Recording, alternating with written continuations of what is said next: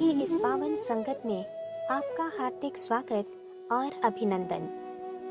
हम गीता के तीसरे अध्याय कर्मयोग का अभ्यास कर रहे हैं। पिछले अंक में भगवान ने कर्मों की हवन क्रिया हमें समझाई और कहा कि तू स्वधर्म करता रहे। तुझ पर जो कर्म आ पड़े हैं उन्हें तुझे करना ही होगा। तब अर्जुन ने भगवान से एक प्रश्न पूछा, अथ केन प्रयुक्तोऽयं पापं चरति पूरुषः अनिच्छन्नपि वार्ष्णेय बलादिव नियोजितः। कि भगवान, तूने मुझे अपनी इच्छाओं को पूरा करने की स्वतंत्रता दी, जगत में रहकर व्यवहार करने का स्वातंत्र्य दिया।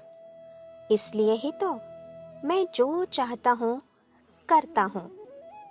पर भगवान, मुझे एक बात बताइए कि मैं इच्छा नहीं करता कि पाप करूं, फिर भी मेरे न चाहते हुए बलात् मुझसे ये पाप क्यों हो जाता है? इससे अच्छा तो ये है कि मेरी ये स्वतंत्रता तू वापस ले ले। मुझे इच्छा स्वातंत्र्य देना ही मत।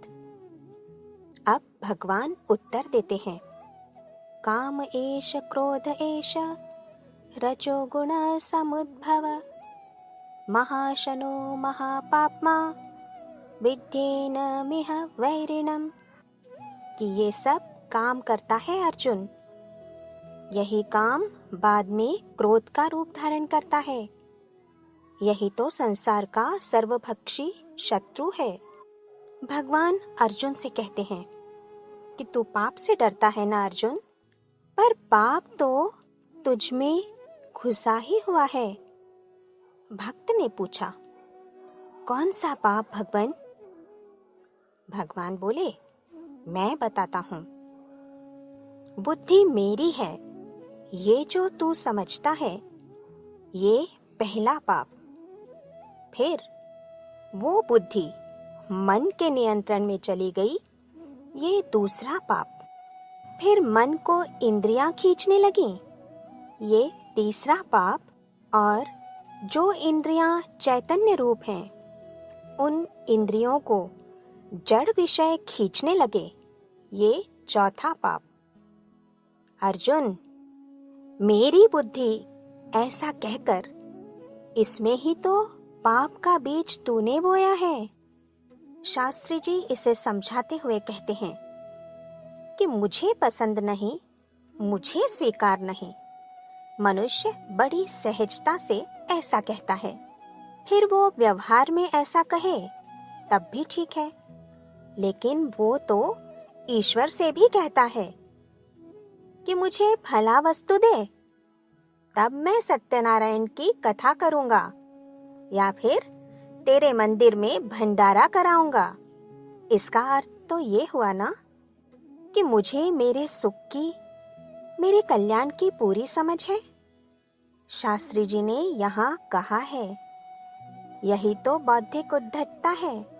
जरा सोचिए, मेरा कल्याण और मेरा सुख किसमें है? इसकी सचमुच समझ मुझ में है क्या? नहीं है, बिल्कुल नहीं है। इसलिए ही तो भगवान ने कहा कि तू मेरी बुद्धि ये जो कहता है ना, और समझता भी है, यही तेरा पहला पाप है। फिर वो बुद्धि तेरे मन के अधीन हो गई और मन कहे वैसा निर्णय लेने लगी, ये दूसरा पाप है। फिर मन इंद्रियों के कहने में दौड़ने लगा, ये हुआ तीसरा पाप। और फिर चैतन्य रूप इंद्रियां जड़ विषयों के पीछे दौड़ने लगी, ये चौथा पाप।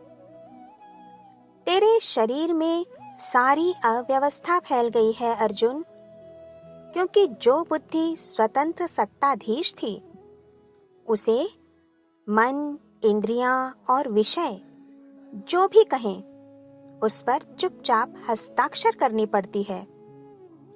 और अर्जुन, इस तरह तुझसे पाप हो जाता है।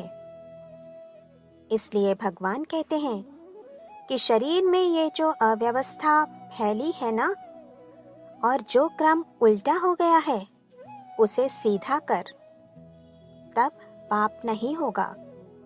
शास्त्री जी सवाल करते हैं, जरा सोचिए कि मनुष्य यदि उल्टा चलने लगे तो वो 2 कदम भी चल नहीं सकता। इसलिए भगवान ने व्यवस्था दिखाई भी और समझाई भी।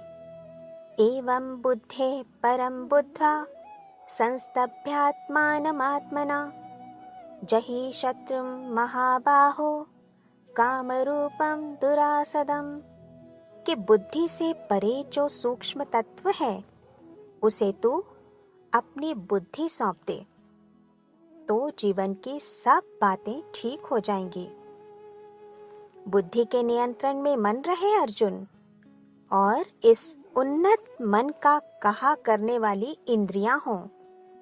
शरीर में ऐसी व्यवस्था स्थापित करनी है, तभी वो सूक्ष्म तत्व तेरी समझ में आएगा।